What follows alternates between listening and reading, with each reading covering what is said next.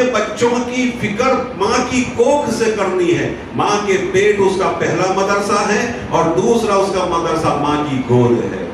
ماں کے بہت سارے واقعات آپ کے سامنے ہوں گے. اور تیسرا اس کا مدرسہ ہے مکتب. تیسرا اس کا مدرسہ ہے مکتب. مکتب ہمارے لیے بہت ضروری چیز ہے. اگر ان مکتبوں کی ہم نے حفاظت نہ کی اور اپنے بچوں کو ریگولر ان مدرسوں میں ہم نے نہ بھیجا تو یہی بچے آگے چل کر ہمارے لیے بہت ہی زیادہ نقصان کے باعث بنے گی. آج کل ہم دیکھ رہے ہیں کتنی لڑکیاں غیروں کے ساتھ بھاگ رہی ہیں. کتنے ہی بچے ایسے ہیں جو غیروں کے راستوں پر چڑھ چکے ہیں. کیا وجہ اس کی وجہ یہی ہے کہ بچوں کو ان کے ماں باپ نے جب وہ چھوٹے تھے تو ان کو مکتب میں نہیں بھیجا. اگر بھیجا بھی تو کبھی بھیجا کبھی نہیں بھیجا, کبھی گئے کبھی نہیں گئے. تو وہ علوم جو بچپن میں ان بچوں کے دلوں پر راسخ ہونا چاہیے تھا, ان بچوں کے دلوں میں چوٹ جانا چاہیے تھا, ان بچوں کے دلوں میں نقش ہو جانا چاہیے تھا, ان بچوں کے دلوں میں اتر جانا چاہیے تھا, وہ علوم ان کے دل میں نہیں گئے, ان کے اندر نہیں گئے. تو آج یہ حالات ہے.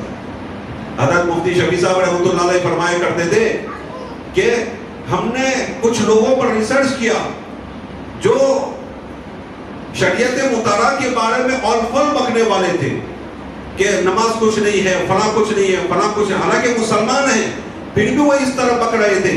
جب ہم نے انکوائری کی اور ہم نے ریسرچ کیا اور ان کے بارے میں تحقیق کی تو پتا چلا یہ وہ لوگ ہیں جن کو ان کے ماں باپ نے بچپن میں مکتب میں نہیں بھیجا تھا. مکتب میں جو پڑھائی جاتی ہے, جو اس کے استاد پڑھاتے ہیں, جو ان کے حافظی پڑھاتے ہیں, جو ان کے عالم پڑھاتے ہیں, بچوں کے دلوں کے اوپر ایسے نقش ہو جاتا ہے جیسے پتھر کے اوپر کوئی لکیر ہم بنا دیتے ہیں, کوئی نقشہ کر کے کوئی نقش کر دیتے ہیں, اور نقش جو پتھر پر ہوتا ہے وہ ہمیشہ رہتا ہے. اسی طرح بچوں کے دلوں پر بچپن کی تعلیم, مکتب کی تعلیم ایسی راسخ ہو جاتی ہے کہ مرتے دم تک اس کی رہنمائی کرتی ہے.